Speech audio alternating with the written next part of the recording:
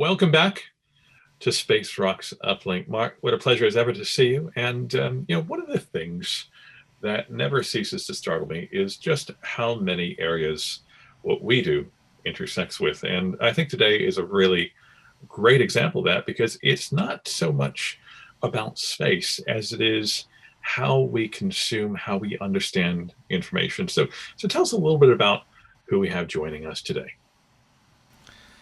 Yeah, well, we often talk on Uplink and Space Rocks about data that we bring back from space.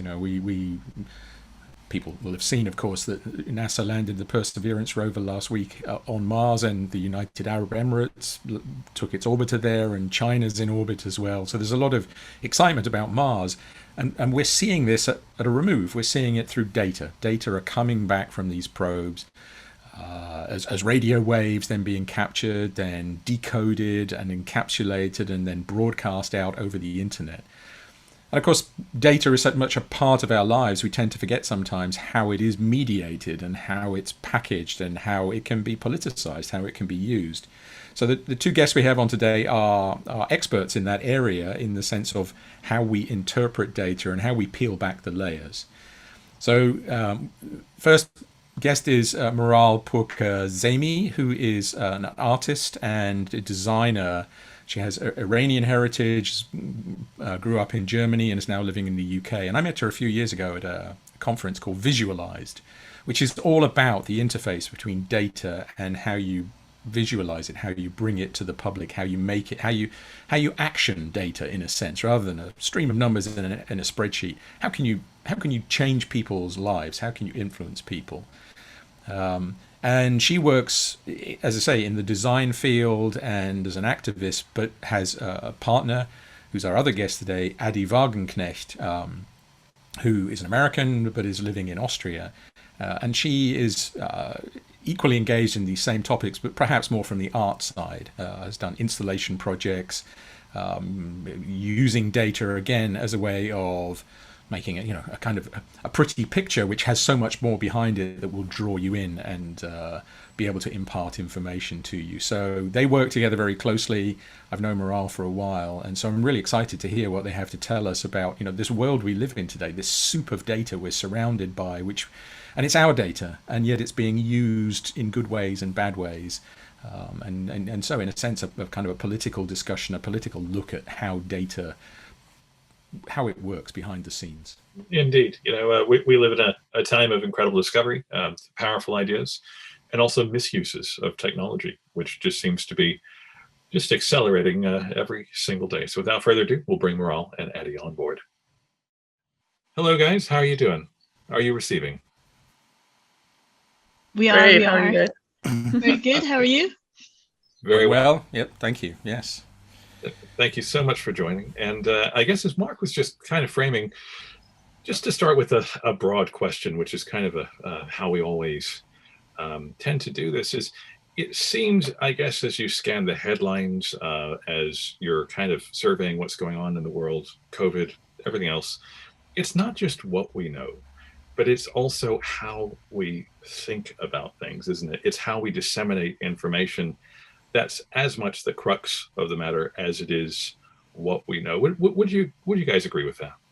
Okay, I can start. Yeah, I think I agree. It's so much to take in these days, and the way it's presented to you matters a lot on how you receive it. Really, it's oftentimes in the hands of the author of the story that's presented to you, with the data that's in it, of what kind of thing I'm meant to learn from it. Yeah, I would agree. It's very, very difficult to actually figure out what stories to believe these days, especially. Yeah, I feel I've definitely noticed that a lot of the kind of content that we are consuming isn't very good. It's not necessarily meant to last or intended to last, and it's not something that's created to be sort of timeless. And I've thought a lot about why art isn't necessarily referred to as content. Is content is sort of meant to fill this like boredom hole of the platform as well. We're all locked down and separated, and looking at sort of that as the agenda item, I think for me has been a way to sort of disseminate what is of value and what is of not when I'm looking at sort of the mass influx of information that we've been inundated with over the last year of this pandemic. I just wanted to pick up on that, this idea of data. Obviously, it's in the hands of the author. It's what you make of it as much as what it is, but also this idea that it might be transitory and not actually have a permanent status. I only say that because I put this, this sort of the original data visualization, as it were, behind me. This map of the progress of Napoleon's troops from France across to Moscow, and how many of them died on the way and how many on the way back. And I didn't really have a lot of time to dig into it, but I've been aware of it for many years. This is a map made by a Frenchman after the campaign, and I've just wondered, what was the message? Was this was it a message to humiliate Napoleon for having lost this war? Was it actually some kind of pride? We went there and we did that and came back. But that's the point. None of this comes without a message. So Maral, when you've been working on data visualization and digging into public archives, or maybe not even public, how do you take yourself out of that, or do you not? Do you actually go in with it with a kind of, I want to bring a message out of this? Because the danger is that you might imprint a message on it. That is indeed a danger, but also sometimes part of the story that you're trying to tell. It depends on the purpose of the piece that you're working on, really. There are pieces of work that I've done for myself, and I wanted to find something out. And sometimes while you're trying to find a certain thing out, a hypothesis that you think is true, and you dig into the sources, whether it's quantitative or qualitative, doesn't make a big difference to me personally. And then eventually you might realize that your hypothesis was completely wrong. So you have to change the purpose or the messaging behind the project that you're working on. I think it really depends on the intention and purpose. Sometimes you want to shape an idea, or you want to sort of underline something that's already well known, or you want to pull something. The whole danger with data visualization as a whole is actually that it's also a big manipulation tool, or it can be used as a manipulation tool. An example that is a bit, like, can I say the S word? Yeah, you can. No, yeah, whatever you cool. like. Yeah, it's basically, not so surprising what Fox News would use bar charts that are presenting a figure that says 50%, a bar chart, 50%, and then another one that says 48%, and the difference of the charts would be like, it would be so much that it feels like the 48% is actually half the size of the 50%. That was done for a manipulation purpose, to visualize a discrepancy that is actually not that high, to cause turmoil, really. So that's one thing. Sorry, I digress. I'm wondering if you're picking on a specific one. 48% and 52% has a lot of resonance for British people, since that was the in the Brexit vote, that took that to me, and I'm open about this, catastrophically changed the life of a country based on a tiny fractional decision. You're right, it was often visualized as something much bigger. Now, this is the will of the people. It's like, what do you mean will of the people, when pretty much half the people said no? So yeah.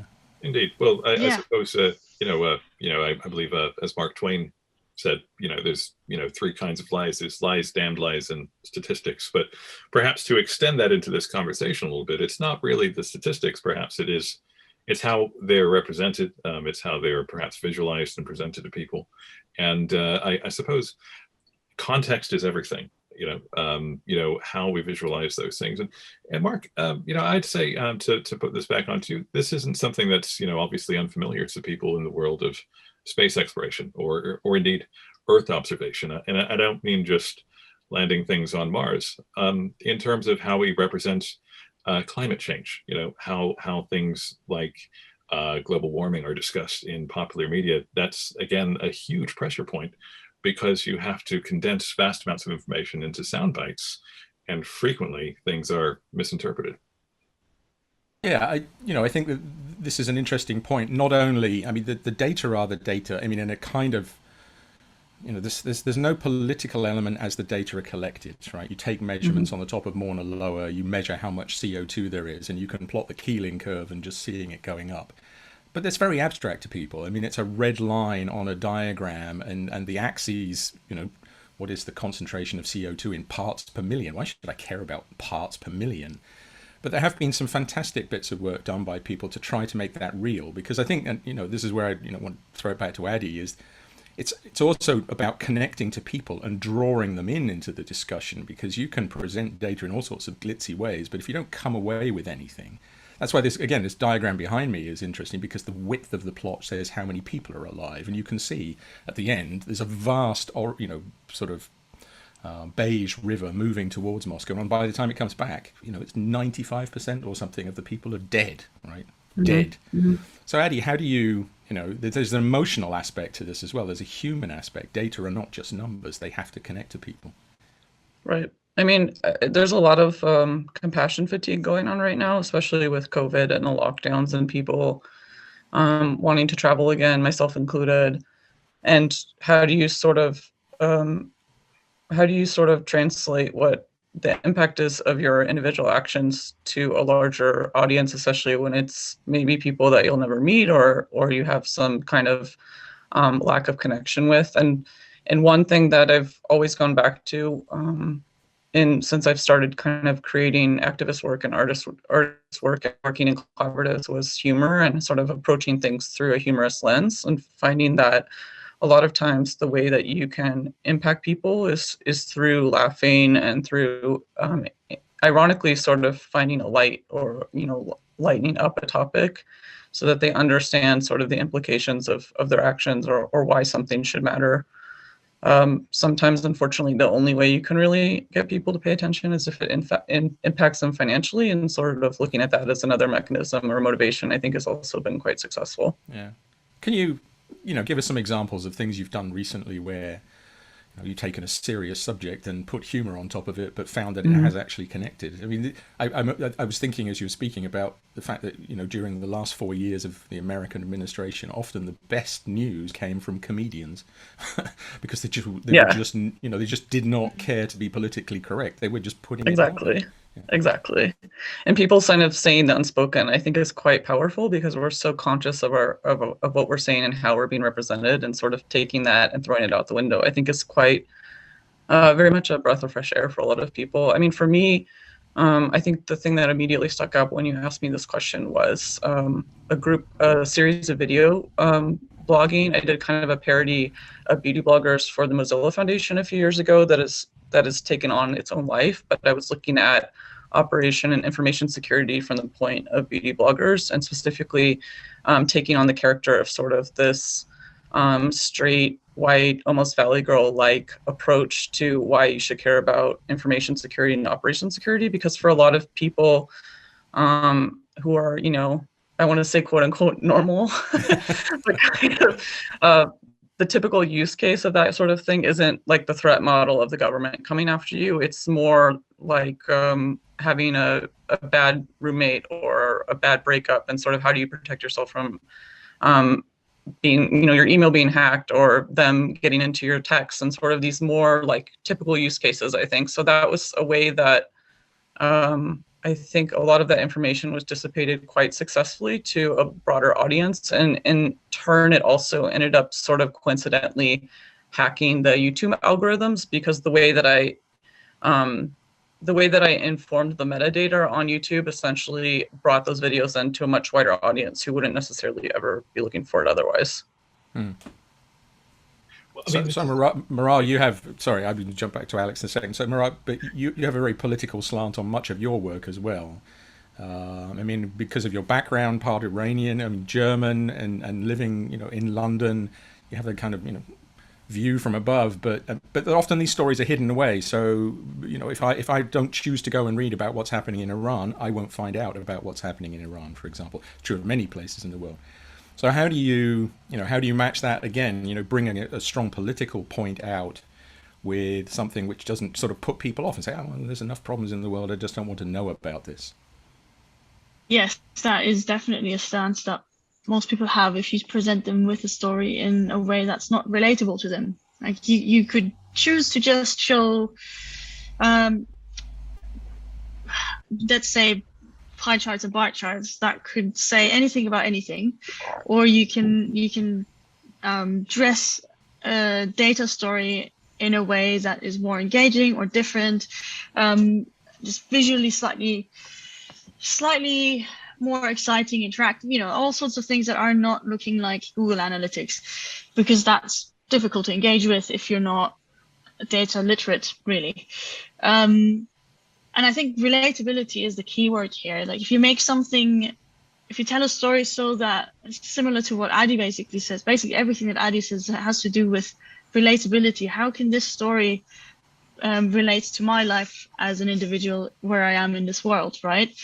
The piece that I worked on that is my evergreen is the Iranian internet between freedom and isolation, which was way before the Arab Spring, and for me that was the first time where the internet was used more like a democratic space, or it was used as a political space to inform people about injustice in a country.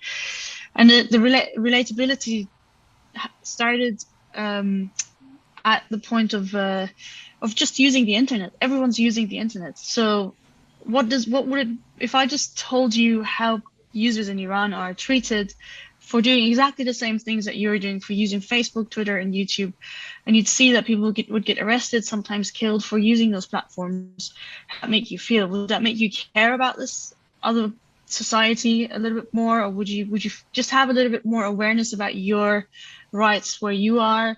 Would it make you aware about, if here in the UK, very silently, I can't remember when it was, a couple of years ago, I think it was actually during one of these Brexit conversations where a bill was passed to have higher interference of authorities into your personal and private data, whether it's banking, HMRC, like tax stuff. They can just put a lens on it without your knowledge and just scan and connect the dots, which is, I think, I was told, more invasive than China's surveillance. And that's the kind of stuff that now is happening in the progressive side of the world too, and I feel like there's a tiny bit of awareness, more awareness around that now, but it's still not enough. So this is a bit more on the slide. But anyways, I digress again. But yeah, relatability, that is very, very important. Well, for the record, digression is exactly what we do on Space Rocks. So yeah, we encourage it. So it's very good. We are off-piste by definition, but this is a kind of like a biographical thing that I kind of wanted to throw in there. When I was a kid, I had access to a thing that was on my dad's bookshelf. It was called the Whole Earth Catalog. It was really interesting. It was kind of written by people you could say were hippies, progressives, all kinds of alternatively minded people presenting things. And in this, I think 1979 edition, to date me a little bit, they were talking about things like bulletin boards and things that would kind of foreground the internet. And it's a theme that was echoed throughout the 80s and the early 90s. This notion of this utopia that's going to be created when we can have universal access to information. We will have encyclopedias on our desktops. We'll just have this kind of universal access to knowledge, to learning, and so on. And then what happened? It seems, that things just weren't transformed in the way that we thought they might be, and this utopian vision has now become something a little scarier because it seems that it's not about access to information. Is there a danger in conflating what the aspirations of, say, the World Wide Web were with social media? Because they both require web connections, but they seem to do very, very different things, at least in terms of the effects of, you could say, social media on political processes and how we disseminate scientific information. Addie, what are your thoughts there? I mean, the World Wide Web to me was the World Wide Web when it was kind of its inception and how I grew up with it versus what it has become to me are very different things. It's almost a binary.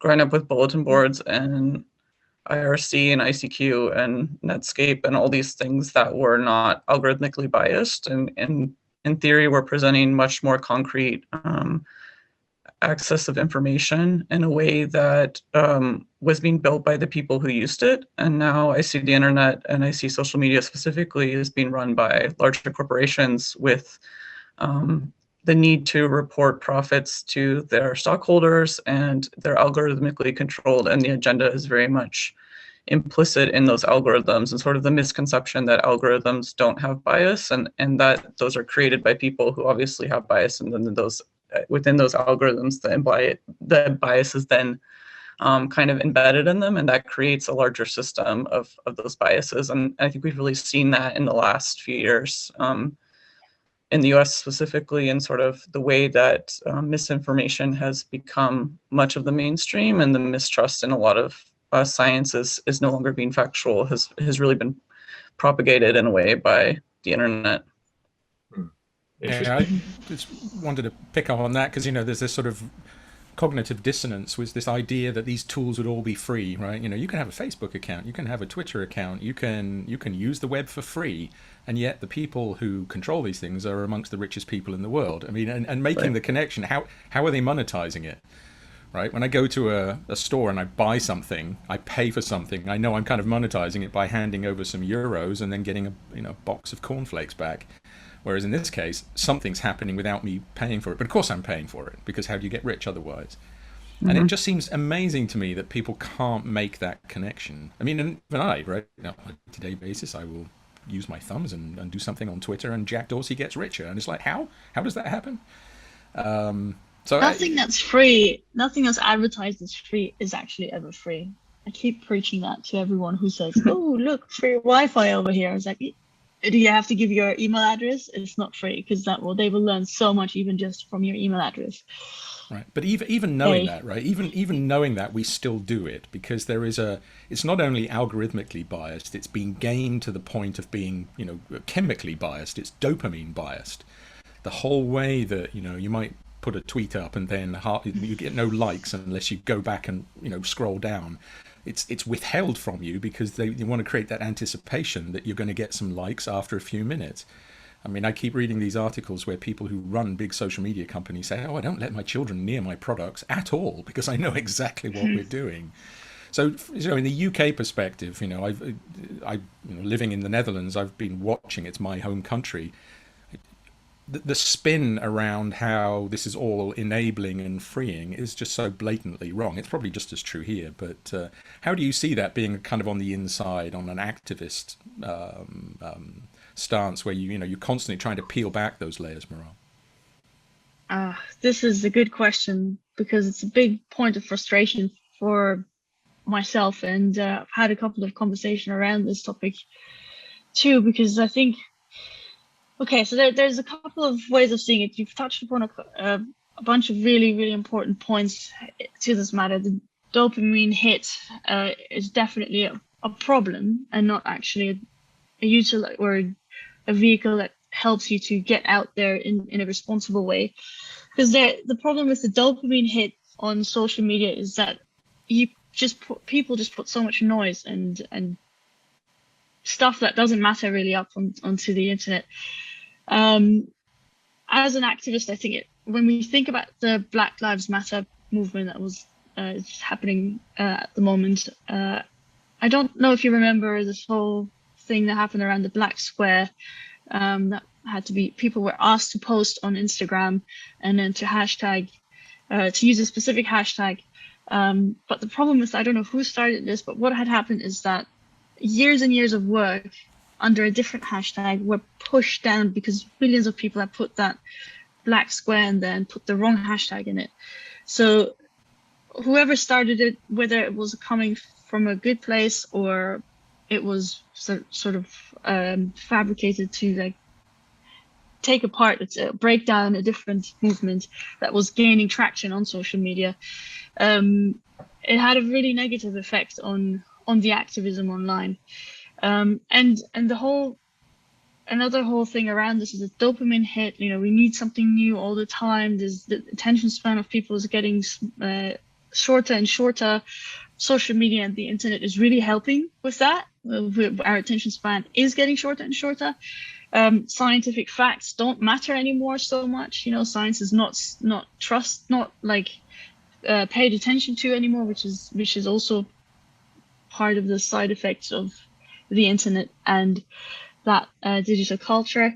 I personally think, while it seems to be, you'd think that you can mobilize people over social media easily, it takes a lot to actually gain that traction, to beat the algorithm, or to be somewhere that you get seen.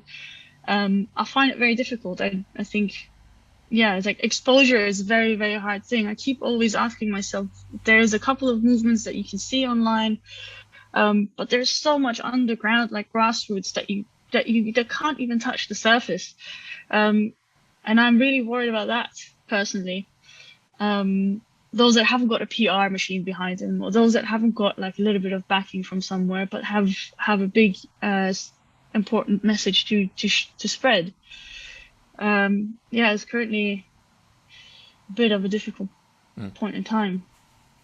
There's also this really interesting paradox I've noticed where if you don't have social media, for example, if you don't have Facebook, how many things that you're limited in participation of because you have to sign in with your Facebook. So Facebook became, originally it was this one kind of instance of a site, and now it's translated into the larger web where to use Tinder or to get a date, to get a taxi, to prove your identity on different sites, you have to have this access to either a Facebook account or a Google account. So when I deleted my Facebook account a few years ago, I noticed suddenly how many things I was limited to due to the fact that I didn't have access, or they didn't have access to this data and all this metadata that basically was implied by joining. And that was something that Maral was kind of talking about, is this notion of it.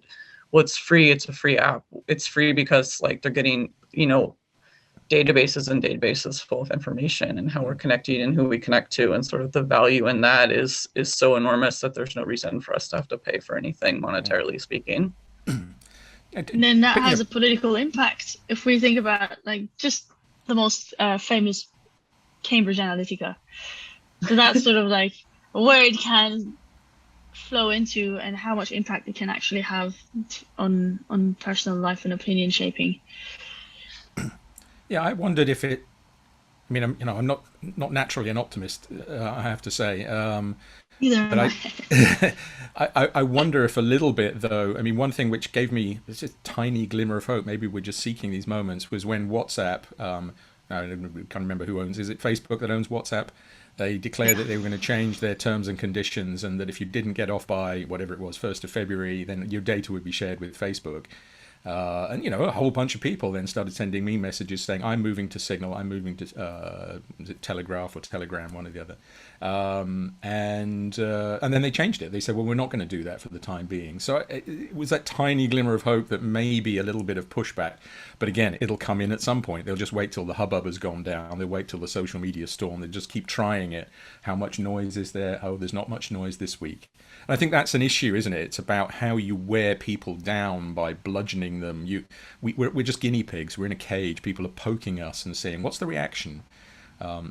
Advertisers are doing it. They're floating, the ideas out there. Is that going to work? No, it's not. So let's not do that. But let's just do it behind the scenes. So I wonder whether you think, though, is it inevitable we're just all going to become, things in the matrix plugged in and we have no choice? Or do you think that there is actually, either by disconnecting from the internet completely and becoming activists back in our local areas and working and walking down the streets, maybe not at the moment, and talking to people, or are we just, is it inevitable to take the pessimistic viewpoint that it's just going to get worse?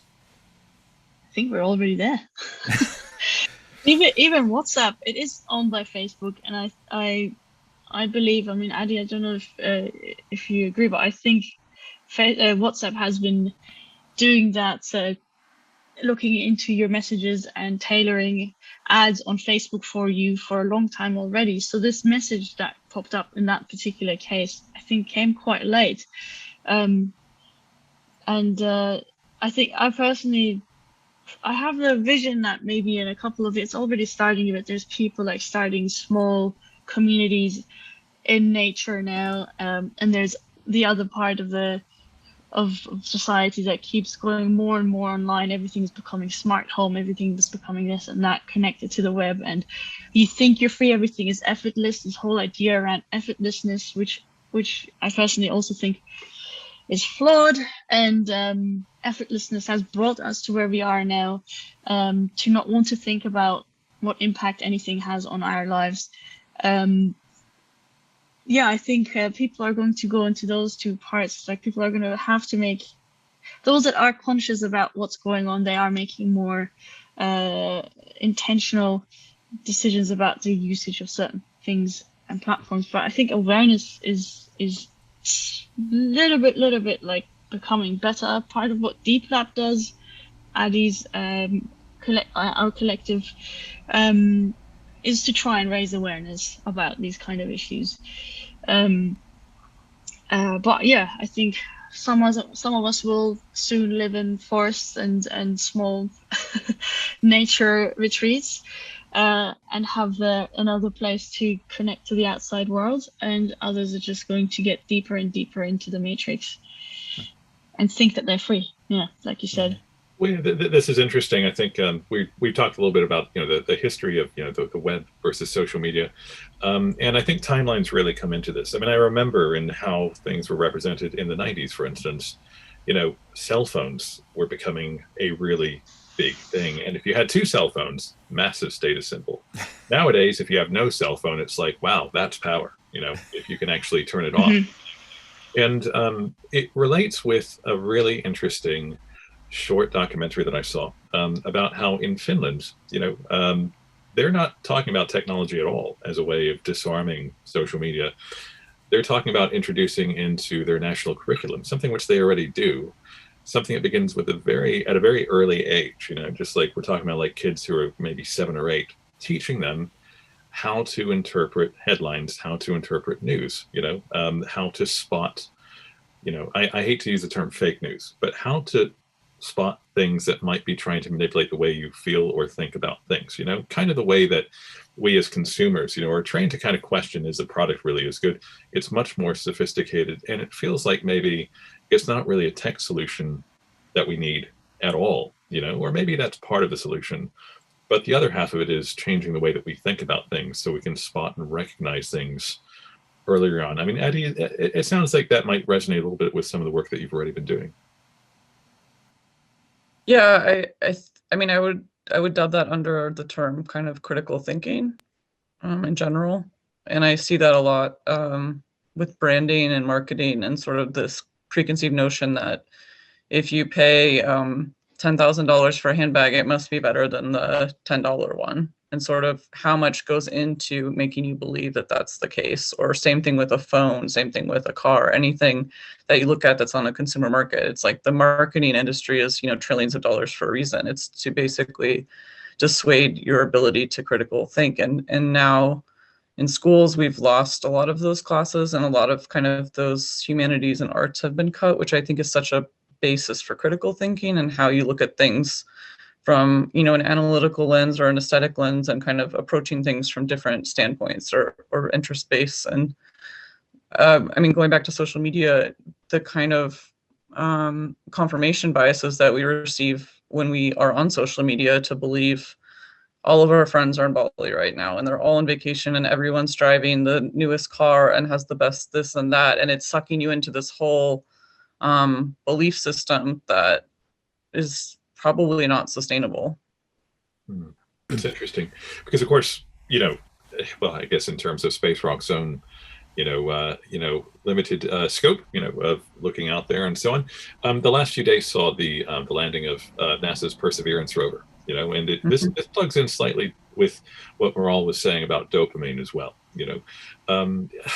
What social media has done to people's attention spans and their ability to process and absorb the implications of information, as opposed to just looking for the next hit. And, Mark, I think might have clocked this as well.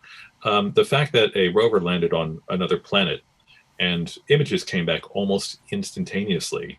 And as soon as they were out, people began to say things like, is that it? It's not in color, just literally just the implications of what had just happened did not seem great enough to satisfy this sort of this gaping mob that is the internet and their curiosity, because they were just waiting for the next thing.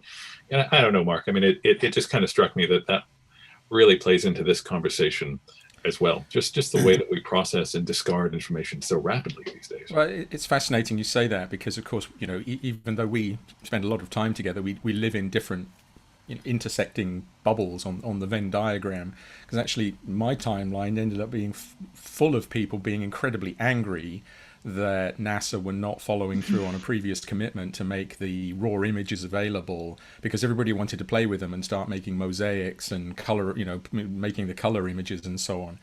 And so there was, in my world, I mean, I was almost saying, look, you can wait a bit, it's okay, you know, don't get panicked about this. Whereas in your world, it was, and I don't mean that dismissively, it was like, well, yeah, next, what comes next? I mean, I wanted to sort of also, because, you know, as astonishing as these achievements are, they have become part of entertainment and part of distraction. And I wonder if, you know, the propaganda has always been there. Information manipulation is what humans do. We tell stories. And of course, if you want to move people in one direction, you tell the story in a certain way.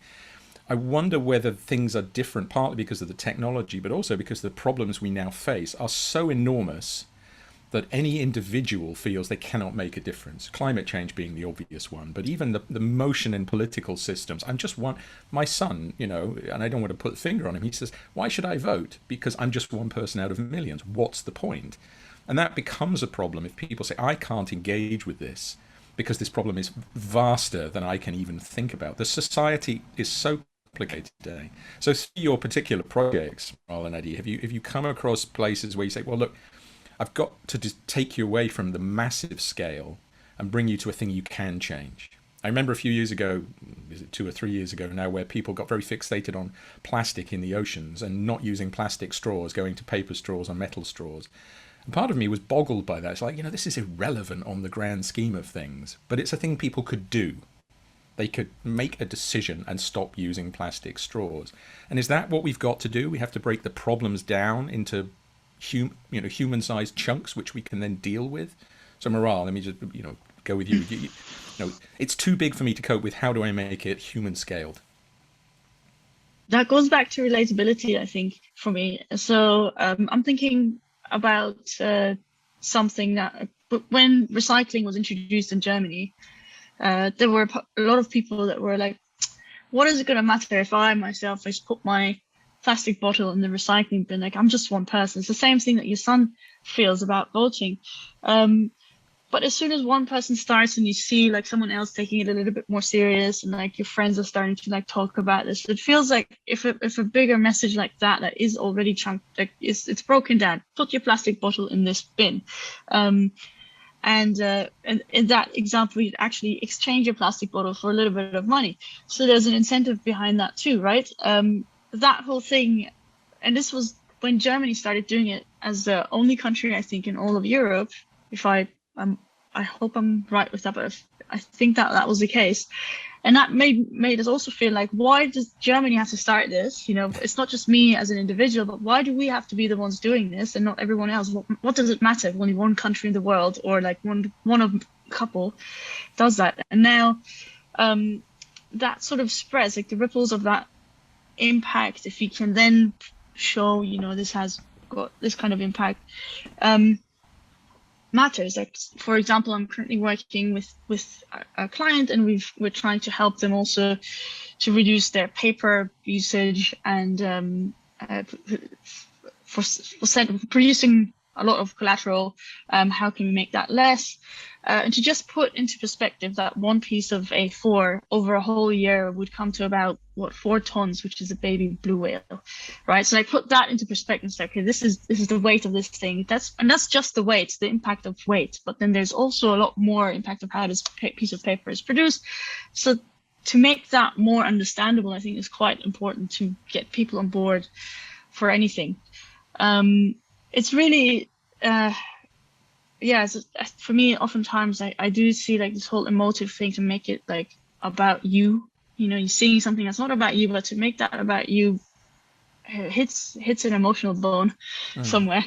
And but then Addie, you mentioned this idea also about sort of Oh, I forget the full term. This idea that our compassion has become completely, I don't have any left, right? I mean, I cannot engage anymore. There's so many things impinging on me that I have to care about.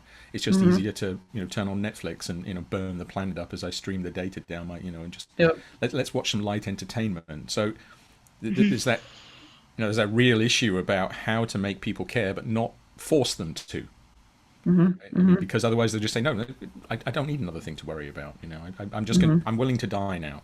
It's too much. So how do you see that? Because do we need a break and let everybody do what they want to do as we come out of coronavirus? Should we let people just do what they want to do for a year and then come back to the issues? Because they're not going to want to listen to us saying, oh, you think you've beaten coronavirus, but you've forgotten climate change. They're just going to say, oh, I don't care. Let me go on a holiday. Yep. I mean, part of it's maybe making it convenient to care for people who don't necessarily want to go out of their way. I think the straw example you gave was really spot on. It's about, okay, what is something I can do that just maybe in a very minor way would change my habits, but make a big impact or give a perceived big impact, and sort of what can we apply in our everyday that doesn't make people, have to turn off Netflix, but maybe it's about giving $1 of each of their Netflix subscriptions to a climate change initiative, or to help migratory issues, and sort of finding ways to integrate it or disseminate it into what people are already doing, so it doesn't feel like they have to make a radical statement. I've found a lot of people are very uncomfortable with making any sort of statement that might be perceived as different. So finding ways to sort of create seamless integrations, I think, is a way to really perpetuate change in a much faster way than we are currently. Interesting, because of course, I guess as Mark says, to bring things back to the current scenario, COVID will be one chapter, in our lives' history. Just whatever the outcome, whether we can actually shut the book on it and move on, or if it's just something we live with for the rest of our days. There are other issues that do not have a vaccine. This goes back to the core of so much of what EASA do.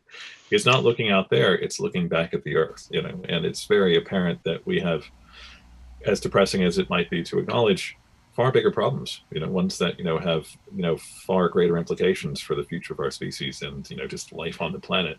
And of course, even just saying something like that feels like, oh, really? Is there something else we have to worry about? So I suppose, as you say, maybe it's just small doses. Maybe it's just, just keeping it at the simmer, and I suppose, again, that speaks to the way that things are reported on, because everything is designed to make you want to click, right? And so every headline is screaming at you. That's maybe not the best way to do it. It's one of the reasons why Space Rocks is around, right, Mark? Because we want to broach these issues, but perhaps in a slightly more gentle way, you could say. Well, I think you pick up on an important point I was going to bring up with both Addie and Maral now, which is also there is a way of drawing people in through beauty and through engagement in nature, in music, in art, stimulate people in a way which they think is, maybe it's a trick, right? I'm bringing you on stage and you listen to your favorite band, but at the same time, I'm going to put a message across. People are very savvy about that. People are very, we're all brilliantly trained consumers. We know when somebody's trying to greenwash or somebody's trying, at least we're getting much better at it. But because both of you you're artists as well as you're engaged as activists and as data interpreters. So how do you see that part of it? It's again, I'm not sort of accusing you of saying you're using beautiful stuff to pull people in and fool them, because that's what, that's how propaganda kind of works, right? Think of all of those people in the red, black and white uniforms and flags in the 1930s. Hey, it was beautiful, right? But what was underneath it? But where do you think that interface between the aesthetic and the analytical, the aesthetic and the political, is it something where some people move too much in one direction and in others they don't go far enough? Maral? I think we have to utilize those kind of tricks. I've done it in the past. I've managed to lure people into difficult topics through aesthetics. And that is a good tool. Like, if you're doing it intentionally to pull people into a matter, and then you get them to grip into it, and then you they walk away in awe and actually want to know more about this, then you've succeeded, because you're opening up a path of wanting to learn more about something, opening like a knowledge path for them, making it easier for them to actually get into a subject. Addie does this with her makeup info videos, and that's and even using the algorithm of YouTube to like have it positioned in a place where it normally wouldn't fall under. Like, that is utilizing the algorithm. It's like tricking the algorithm. It's tricking the viewer and the user to actually suddenly engage with it. So I think that's quite important. We need to not actually try. I almost feel like this is again like a political thing to do, because it is propaganda in a certain way, but lefties are normally not so happy to do like not so kosher things. But I think we have to start doing that if we want to have an impact. And we should not like worry too much about what kind of implication. We should care a little bit less about whether or not it's kosher. We have to actually just do it and see what we can walk away with. Yeah. So Addie, everyone else is doing it. yeah. Well, exactly. I mean, if you deny that, you deny yourself a very powerful tool. So Addie, just because we talked about this before we came on air, the project you did at Jodrell Bank in 2018, it was part of the Blue Dot Festival, and Blue Dot, in a sense, is a kind of similar to Space Rocks in a localized way. It takes place there. It brings musicians, it brings scientists, it brings artists together. And you illuminated the big Lovell radio telescope there.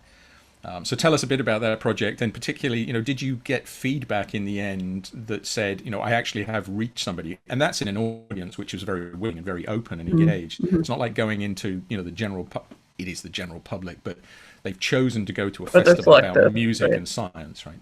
Mm-hmm, mm-hmm. So that project was commissioned by Cosmos and the AND Foundation, which is a abandoned normal devices out of Manchester, UK.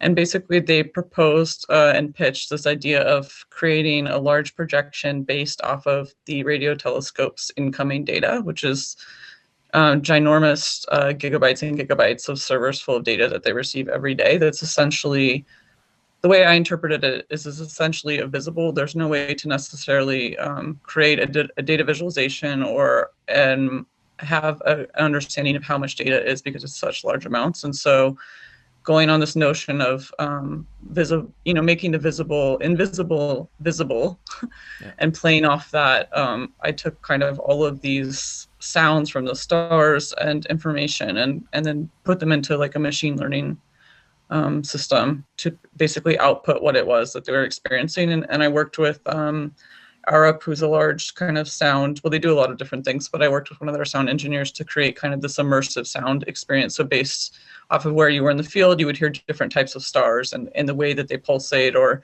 make sounds was really fascinating to me. So it was kind of this immersive experience of being immersed physically into a intangible kind of data and looking at that implication. And I think there are quite a few people that came up after. So the performances were a few nights in a row. They did this, and there was quite a few people that came up and said, "Oh, I had no idea that stars do this. I'm so interested. Can you tell me more about these clusters, or why does it, this one make this sound and this one makes this sound, and what does that mean?" And sort of working with the astrophysicists there. I learned a lot, obviously, but then it also informed a lot, I think, to the audiences that weren't necessarily aware of those things prior to that. And when you were speaking kind of before about politics and how we deal with that and how do we immerse ourselves or don't immerse ourselves, I mean, I think that's the power of art and artists, is that we don't necessarily acknowledge the rules, or if we do know them, we choose not to acknowledge them so that we don't feel that we're breaking anything. And it allows us to create works that might be on the outside considered beautiful, but when you look into kind of why we did it or what it's about, you start learning deeper meanings. And for a lot of extremely, extremely wealthy people who, in my experience, have been very sheltered or they want to stay sheltered and protected, art is a way to sort of inject yourself into their spaces, because they'll buy it and they'll put it on their walls and they'll look into why you're making it or who you are and what you stand for, and that starts informing kind of their own decisions as well from my past experiences. Incredible how something perhaps in the context of algorithms, social media, the World Wide Web, and so on, something as simple as getting people to hang things on their wall, or indeed in terms of what so much of what we've been working with at Space Rocks is just the importance of art, the importance of music and expressing, and what that can do when combined with understanding to make people feel things, you know, and that, as you guys have both said so well, is the genesis of change. And I suppose that's what we're trying to stimulate, you know, even in terms of STEM education, which is now STEAM education, you know, I mean, just where it just seems widely acknowledged the value of the arts, you know, things that are frequently, you know, diminished, you know, university programs often cutting the humanities before anything else because it doesn't have an obvious vocational advantage. And yet we can see socially and societally the value of these things, because time and time again, it's the arts that we return to and not sciences when we're looking for stimulating ideas that make us feel something. Oh. I wanted to jump back just a second before, you know, we wrap up this idea also, because I was taking what you said, Addie, this idea of, you know, kind of going into the belly of the beast and trying to work with the people who are the, you know, those in power, those who have those tools. Again, you know, we talked about, I find my brain's finally working. We talked about, you know, compassion fatigue. Is there also protest fatigue? This idea that, you know, opposition to things, it may make you feel good to stand and shout about things being bad and wrong, but, you know, the people that matter aren't listening. They don't have to. They're in their walled gardens. But how far as artists and as activists do you feel that it's, you know, how far can you go in going into their world to try to inform and say, look, do you realize the consequences of what you're doing? How much do you then just become a courtier of those people, right? I mean, because artists have to make money too. We all have to live in a world where, you know, coins and notes and e-transfers matter. So how far can you go and retain an integrity? And I don't mean that in an accusatory way. I'm a civil servant, right? So my salary comes in, the public pays for it. I'm not confronted with the same question, although I should be, right? In the same way. So how do you see that as artists, that, you know, I'm trying to work with these people, but on the other hand, I'm just becoming part of their system. I'm just greenwashing for them. Mm-hmm. Who is it for? Who should start? Maral, just yeah. Okay. Yeah, this is also another big one. But I think what you've said earlier about people now, especially during COVID, having more of a radar for bullshit, possibly. You can see when people are greenwashing things. It's becoming a lot more evidence of how people are using something for profit and not for good. I personally have a little bit of an audit with whoever I want to work with, whether it's in private or, because, like, obviously I'm a designer, I'm an artist, but, like, I also need to pay the bills, right? So not everything I do is obviously activisty, but it's very important for me who I work with. So whether that means a little bit less in pay or whatever, that I'm okay with that, as long as I can feel like I'm not feeding the devil with something useful. So yeah, I have a little bit of an audit with people I work with, just to shine a light on what their actual agenda is. I do my own research around them, because I personally can't do it anymore. Like I've started my career in an advertising agency and I hated it. I felt drained and used and spit out by it, and it gave me no purpose in life, and that's a feeling I didn't want to ever feel again. Since then, yes, there's an audit. There's a greenwashing audit, yeah. One could say. So I mean, Addie, same for you. I mean, I've just, as you said that, Maral, I was still also thinking about our position these days with respect to climate change and the fact that Extinction Rebellion has been, very vocal, but then people are saying, oh no, that's not the right way to persuade people, because you can't interrupt my morning drive across the bridge, right? It's like, well, at what point do we just have to protest and say enough is enough, because otherwise we just get sucked in, right? So can I just say one more point towards that? I think anytime it's something that feels inconvenient, like climate crisis or climate change, right? Extinction Rebellion is a very good example of what happened here in London when people weren't able to go to work on time. and I felt like their days were interrupted by something that's not so important to them. But like, how else would you grab their attention? You have to disrupt, and everyone else does, like marketing, advertising, everyone does it, and you don't seem to mind. But when there's something that you should care about, it feels like a burden to actually take in. Something that's real just makes it very hard for people to accept or to deal with. This is the fatigue that we're talking about. It's rather something I don't want to look at, but you have to be confronted with it. This is why people kick their legs up and have knee-jerk reactions to this kind of stuff. Until you have to break that barrier down with that sort of action. I'm not opposed to that at all, to be honest. I think that sort of stuff needs to happen a lot more. Break the convenience. Yeah. Well, either now or in the future, you're going to leave your kids and your grandkids with a world that just isn't habitable in a way that we understand it today. So I think that's a bizarre thing. And again, Addie, how do you see that? It's often there's the near term versus the long term in this activism as well. How do you play the long game? Do you find yourself planning out, I'm doing this now as a smaller thing leading to a much bigger thing in the future? Or I'm not, again, it's difficult, right? Because you just, unless you can say I know what the response is, and the public are very volatile these days, it seems.